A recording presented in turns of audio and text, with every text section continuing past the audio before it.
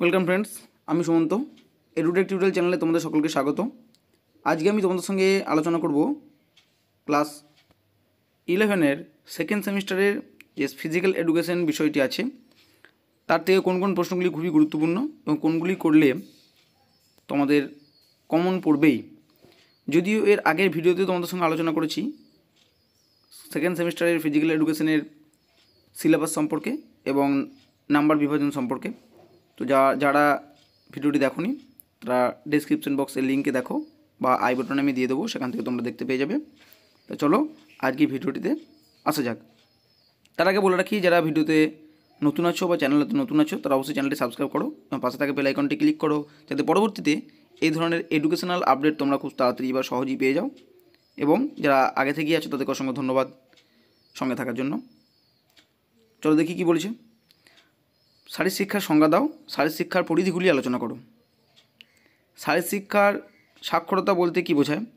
শারীরিক সাক্ষরতার উপাদানগুলি কী কী? যে কোনো একটি উপাদানের ব্যাখ্যা দাও। ব্যায়াম কাকে বলে? ইহার প্রকারভেদ করো। অ্যারোবিক ও অ্যানঅ্যারোবিক ব্যায়ামের উপকারিতাগুলি আলোচনা করো। শরীর ও স্বাস্থ্যের উপর ব্যায়ামের প্রভাব লেখো। দেহ ভর সূচক কাকে বলে? ইহা সূত্রটি উল্লেখ করো। একটি উদাহরণ দেওয়া আছে, যদি প্রবীরের ওজন 72 কেজি ও উচ্চতা 1.64 মিটার হয় তাহলে প্রবীরের বিএমআই কত ও সে কোন শ্রেণীভুক্ত? পরের প্রশ্ন, নিউটনের প্রথম, দ্বিতীয় ও তৃতীয় গতিসূত্রগুলি উল্লেখ করো। ক্রিয়াক্ষেত্রে নিউটনের প্রথম, দ্বিতীয় ও তৃতীয় গতিসূত্রের প্রয়োগ ব্যাখ্যা করো।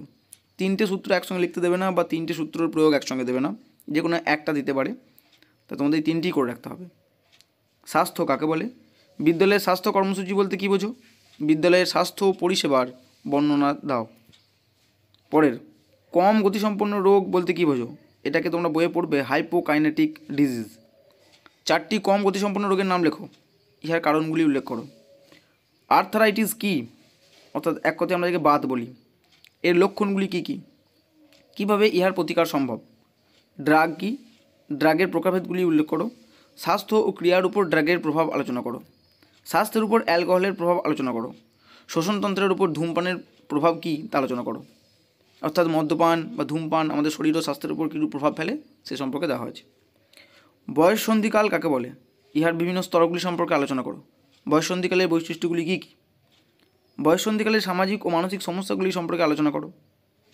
বয়ঃসন্ধিকালের কিশোর কিশোরীদের বিভিন্ন চাহিদাগুলি উল্লেখ করো। কোন কোন সমস্যার সম্মুখীন হয় তারা ও কীভাবে তার সমাধান সম্ভব সে সম্পর্কে আলোচনা করতে বলেছে। অভিক্ষা ও পরিমাপ কী? দেহ ভরসূচক অভিক্ষা সম্পর্কে একটি টিকা লেখো। হার্ভার্ড পদক্ষেপ বা মাংসপেশির সহনশীলতা পরিমাপ বা নমনীয়তা পরিমাপের অভিক্ষা সম্পর্কে সংক্ষেপে লেখো। যে কোনো একটি সম্পর্কে লিখতে দেবে। শেষের দিকেরগুলো 4 নম্বর করে থাকবে টিকা আকারে। নেতৃত্বের সংজ্ঞা দাও, ইহার কি কি গুণ থাকা দরকার? নেতৃত্বের প্রকারভেদ করো। নেতৃত্বের কার্যাবলী আলোচনা করো। এই মোট 18টি প্রশ্ন দেওয়া হলো, তার মধ্যে অনেকগুলো ছোটো ছোটো প্রশ্ন ঢুকে আছে। তোমাদের মোট চ্যাপ্টার আছে সম্ভবত 12টা, সেখান থেকে তোমাদের প্রশ্নগুলো করতে হবে।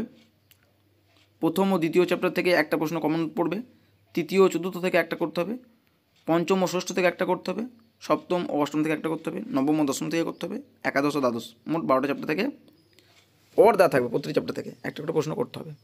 আশা করি এই প্রশ্নগুলো তোমরা যদি করে রাখো তাহলে তোমাদের কমন অবশ্যই পড়বে। সঙ্গে থাকার জন্য ধন্যবাদ। ভালো লাগলে অবশ্যই একটি লাইক করবে। কোনো প্রয়োজন থাকলে কমেন্ট করতে ভুলো না। আজকে ভিডিওটি কেমন হলো সে সম্পর্কে অবশ্যই কমেন্ট করবে। আজকে এ পর্যন্তই। সঙ্গে থাকার জন্য ধন্যবাদ। ভালো থাকবে, সুস্থ থাকবে।